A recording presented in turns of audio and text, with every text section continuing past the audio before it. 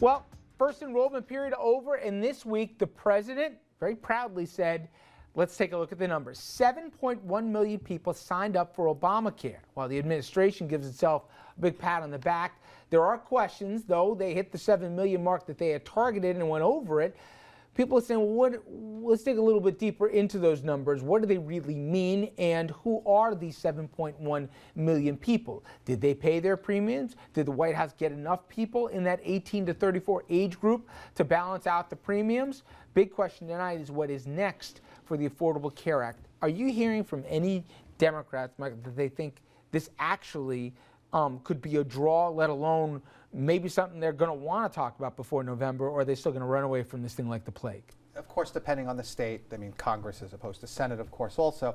I think it's something they talk about. I think that the hate on it has been litigated all the way up to the U.S. Supreme Court, decided in a presidential election, and I think this is a success. And I think that, I know that part of the narrative coming out from the Democrats is that it was always unrealistic for this thing to be flawless from the start, that it was a ridiculous notion that such a massive restructuring of a multi-trillion-dollar part of our national economy, international economy really, given the size of these conglomerates and hospitals and their affiliates, should have happened so smoothly and without a hitch. I think it's a tremendous accomplishment, but I've been a booster of the ACA since day one.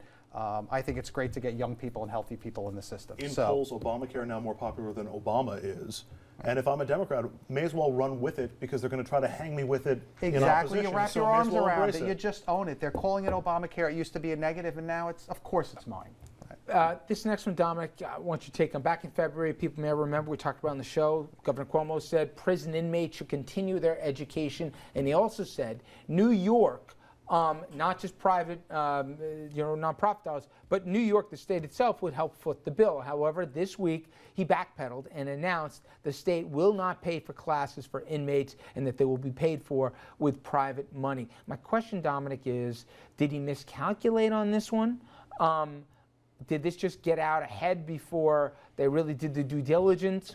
They didn't put up any fight of the governor's office for what they said, what they believed, and I believe certainly is a program that not only has proven to work, it'll save the taxpayers money, all those things here. I really believe in this thing.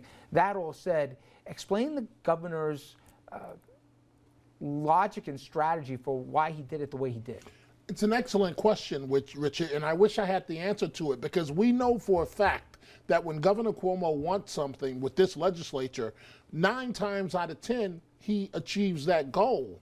And yet, when Republicans put up opposition to this program, as we knew they would, knee-jerk reaction, if you ask me, because they're not really studying the idea. I would expect for the public to not understand the program. I was one of the folks that didn't support it, and so I saw up close how effective it is at turning around the lives of inmates and their families.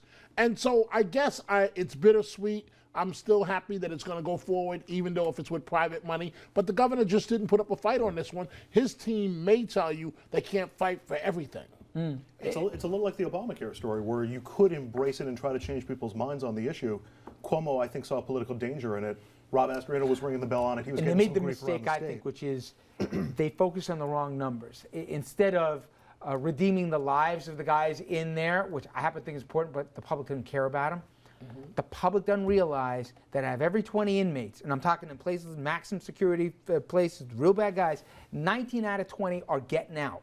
And the recidivism rate is more than 50, sometimes 60% that these guys are going back in. It's going to cost us $60 grand a year to keep the guys behind bars and all the crimes they commit to get back in bars. This has a success rate in the high 99 percentile. It saves money here, and if you care about mom and grandma here, I'd rather these guys have a better shot when they get out than say, screw them and throw away the key. All right, next one here. Today, New York Attorney General Eric Schneiderman announced a move to help curb the rising number of overdoses, specifically as it relates with heroin. Cops will not only be armed with guns here, they now are going to have on them kits to actually stop overdoses. Now, each kit's going to have this thing called Narcan, we talked about in the show before, which is an effective way to actually reduce overdoses. Announcement comes just one day after Chris Christie announced a move to also give cops in 3 towns across the state the same drug. And Andrew, if you just step back objectively and you say, my God, it's gotten so bad, this epidemic, which is what you call it, the cops now are packing Narcan because they've run into so many cases in broad daylight where people are overdosing right in front of them.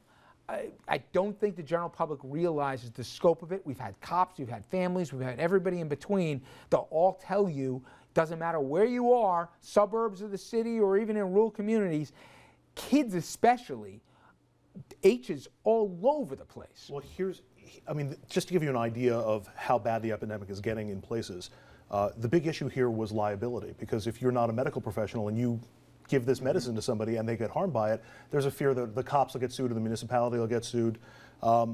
Apparently that's not enough of a concern to stop them from this drug, which, by the way, apparently revives people in seconds. It's amazing.